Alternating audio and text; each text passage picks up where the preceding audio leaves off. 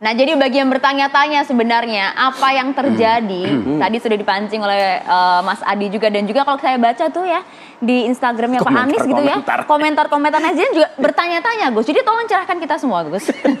Jangan sampai nanti ini malah berbalik nanti ke kami nih Gus, gitu loh. Jadi saya ingin mengatakan kepada publik bahwa alhamdulillah silaturahim Mas Anies lancar. Oke. Ada sedikit, saya ingin mengatakan itu aja. Oke. Sedikit gangguan-gangguan. Tapi ada ya? Ujian, ya. Ada. Oke. Ada. Nah, kita menghimbau kepada seluruh pemerintahan pusat maupun daerah. Pertama yang harus dipahami adalah partai ini sedang melakukan pendidikan politik. Partai ini sedang melakukan semacam apa ya, check sound atau apa. Inilah menawarkan ke publik bahwa Nasdem ini loh punya calon presiden. Bagaimana respon masyarakat.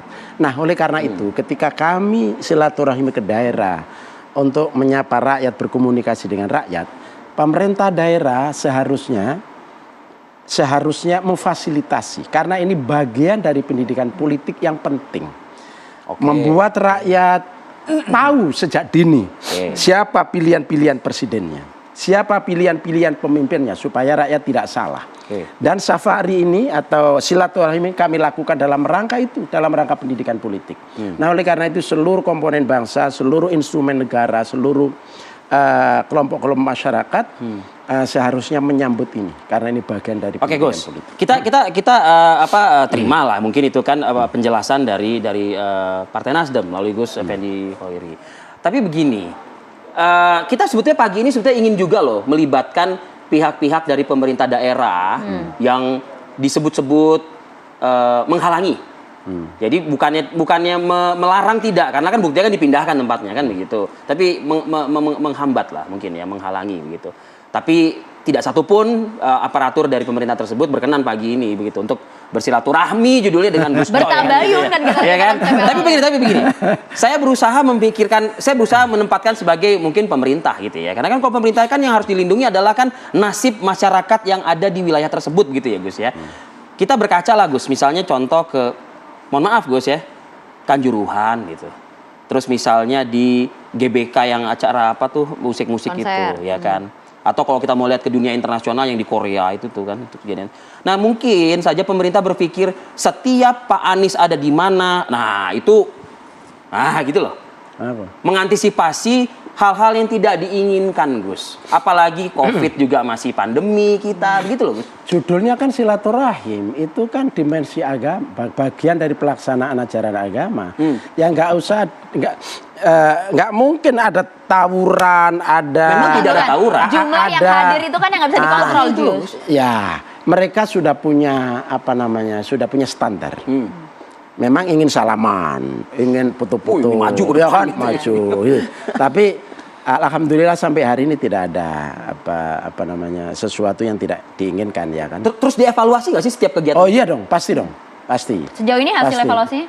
Ya, fine-fine saja, nggak ada masalah. Jangan sampai terstigmanya Nasdem yang punya acara, Anies yang punya gawenya, masyarakat, pemerintah daerah yang nerima dengan ibasnya. crowd yang luar biasa kalau kita lihat kan di foto-foto Pak Anies.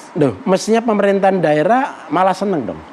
Itu kan juga ada unsur hiburannya, ada unsur pencerdasannya. Gimana pemerintah daerah kok khawatir? Nah, sebagai pemerintah daerah yang juga perlu menjaga keamanan, ya kan, menjaga ketertiban, ya dia harus, karena punya instrumen, punya aparatur, dia ya harus ikut mengamankan di situ. Ini tanggung jawab bersama, karena partai politik sedang menjalankan fungsinya, ya, sebagian dari fungsinya itu mereka juga harus ikut bertanggung jawab terhadap kesuksesan acara ini. Nah, tadi Mas Adi bilang, halangan-halangan itu ada teknis itu kan, politis. Ya mungkin aja ada politisnya, ya mungkin aja. Masih mungkin Mas Adi. Sudah terpuaskan nggak? Kayaknya Anda kurang bagus bujukan Anda kayaknya. Ya kan?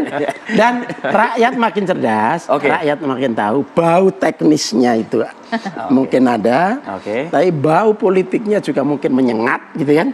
Nah, itu rakyat sudah tahu itu. Oke, Tapi biar yang dijawab, penting semuanya berjalan sebagaimana yang kami harapkan dan rakyat juga memperoleh sesuatu. Mas Adi. Ya, saya ingin mempertegas statementnya Gus Coy. Oh, ini ada kok gangguan gitu. Yang beberapa kali dimention itu memang dilokalisir hanya sebatas persoalan pemerintah daerah ya.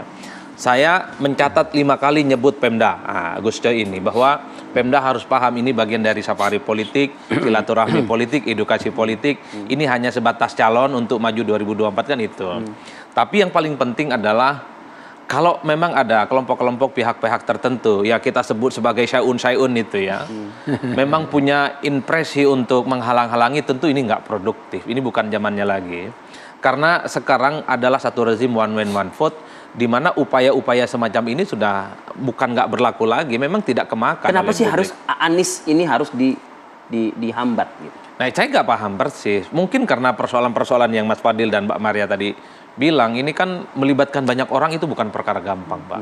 Under control, orang takut berdesak-desakan, Iya. takut Saya tadi mention beberapa kejadian loh. Betul, itu mungkin yang dikhawatirkan. Karena faktor politisnya kita nggak tahu, karena kita bukan pemain. Tapi ada Kita tidak bukan kalau politisi. lihat faktor politis ya? Karena yang ngomong Pemda nggak ada politisnya. Pemda itu kan bagian dari PNS. Dia adalah aparatus sipil daerah yang memang tugasnya ya Netral dong, harusnya netral dong. ingin melihat semua sesuatu itu berjalan dengan clear dan damai, tidak ada persoalan apapun.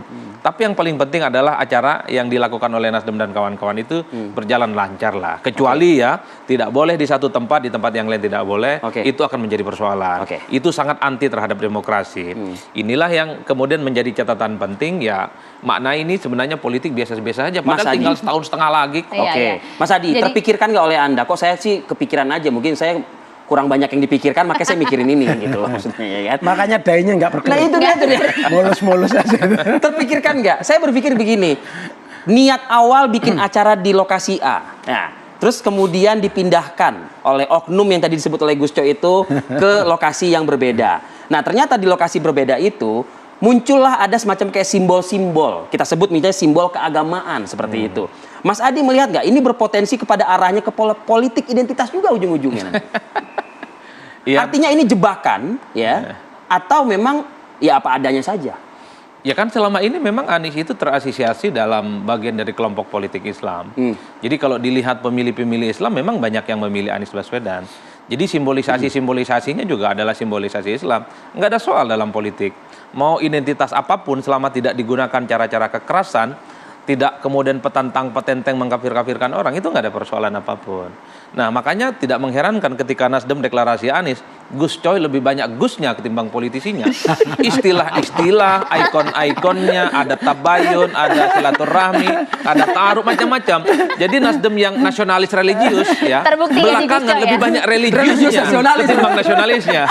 Nah ini yang saya nggak tahu persis ya, apakah Anies yang diasosiasikan sebagai bagian dari kelompok politik Islam saat ini lebih banyak ya diadaptasi oleh teman-teman Nasdem, atau Nasdem yang sebenarnya ingin mengurangi bauran Anies yang kelihatan bagian dari politik Islam itu jauh lebih nasionalis. Kan itu pertarungan yang sebenarnya soal narasi politik tentang Anies di 2024. Jadi Pancasila sebagai falsafah kita, bernegara, bahkan mungkin ideologi kita, itu intinya kan dua, nasionalis dan religius.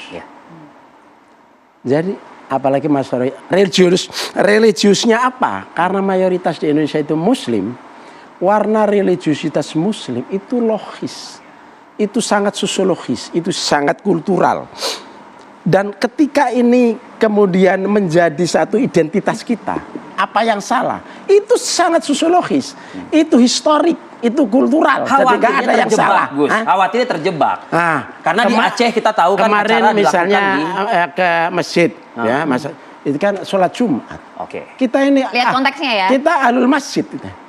Ini biasa berjamaah di masjid. Mungkin yang ketika Anies ke masjid kemudian ini politik identitas, wah ini simbol Islam, menjual Islam segala macam, mungkin yang ngomong begini cara ke masjid ya. Kelihatan Gusnya ya. Memang tidak gampang Mas Yat. Memang tidak gampang. Tidak gampang mendamaikan antara tagline nasionalis dan religius. Oke. Bagi orang-orang yang religius seperti umat Islam, terbiasa kok ngomong politik itu di majlis taklim, di masjid dan musola. Jadi musola setelah sholat, di masjid setelah sholat, orang Islam biasa bicara tentang suksesi kepemimpinan. Tapi bagi kelompok-kelompok nasionalis nggak begitu. Bicara politik ya di istana, ya di DPR dan di partai politik. Jadi majlis taklim itu tempat berharap pahala dari Allah Subhanahu wa Ta'ala. Tapi satu hal, hari ini Terima kasih. diskusinya betul-betul silaturahmi. Jadi politik itu terselesaikan dengan ibadah. aman. Ibadah. Oke, Terima kasih. Terima kasih Gus Coy. Mas Adi, terima kasih Mas Adi, banyak. terima kasih. Ya.